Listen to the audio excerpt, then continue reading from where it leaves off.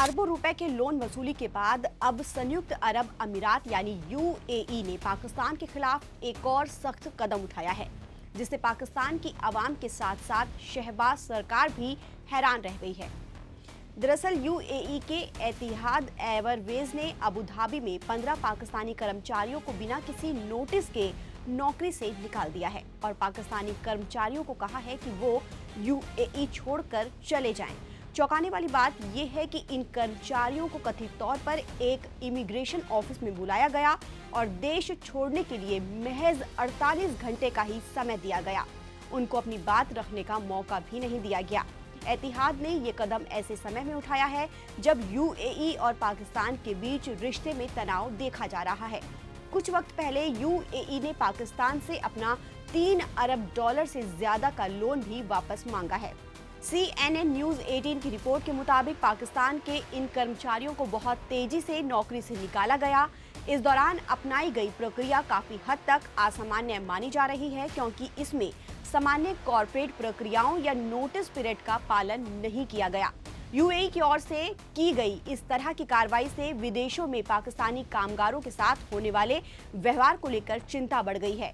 यही नहीं, और यूएई के कदम की आलोचना भी की जा रही है। बता दें कि यूएई में नौकरी से निकाले गए पाकिस्तानियों में अलग अलग वर्गों के लोग हैं। इसमें ऐसे व्यक्ति भी हैं जिन्होंने एयरलाइंस के लिए करीब 2 दशक तक काम किया था। इन कर्मचारियों को अब अपनी नई यात्रा की व्यवस्था करने या परिवारों को यूएई से दूसरी जगह ले जाने के लिए संघर्ष करना पड़ रहा है, क्योंकि इनको बहुत कम समय दिया गया है। हालांकि एतिहाद एवरेज की ओर से खुलकर ये नहीं बताया गया है कि उन्होंने इन कर्मचारियों को नौकरी से क्यों निकाला है। वैसे आमतौर पर विमानन कंपनियों में छटनी होना या कर्मचारियों के पद बदलना एक आम बात है, लेकिन इस मामले में 2 चीजें बहुत ज्यादा अजीब हैं। इमिग्रेशन विभाग की दखल अंदाजी और दूसरा तुरंत देश छोड़ने का आदेश। ये इस बात की ओर इशारा करता है कि ये एक सामान्य कॉर्पोरेट छटनी नहीं है, बल्कि इसके पीछे कुछ बड़े सरकारी और राजनीतिक कारण हो सकते हैं। संयुक्त अरब अमीरात और पाकिस्तान के बीच संबंधों की बात करें तो ये पिछले कुछ समय से कड़वाहट के बीच चल रहे हैं। ऐसे में दोनों का अलग अलग गुटों में होना माना जा रहा है। पाकिस्तान ने तुर्की और सऊदी अरब से अपने संबंध बेहतर किए हैं, जबकि यूएई का झुकाव इजराइल की ओर है।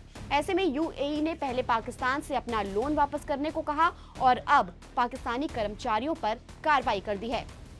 फिलहाल ये घटना ऐसे समय में सामने आई है जब पाकिस्तान पहले से ही आर्थिक अस्थिरता और विदेशी साझेदारों पर बढ़ती निर्भरता से जूझ रहा है।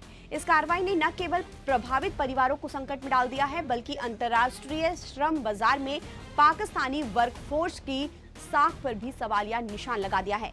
फिलहाल इन 15 पाकिस्तानियों का भविष्य अधर में है, क्योंकि इतने कम वक्त में अपनी संपत्ति और जीवन भर की कमाई को समेटकर यूएई छोड़कर जाना किसी बड़ी चुनौती से कम नहीं है। ताज़ा अपडेट के लिए आप बने रहिए नवभारत टाइम्स के साथ। नमस्कार।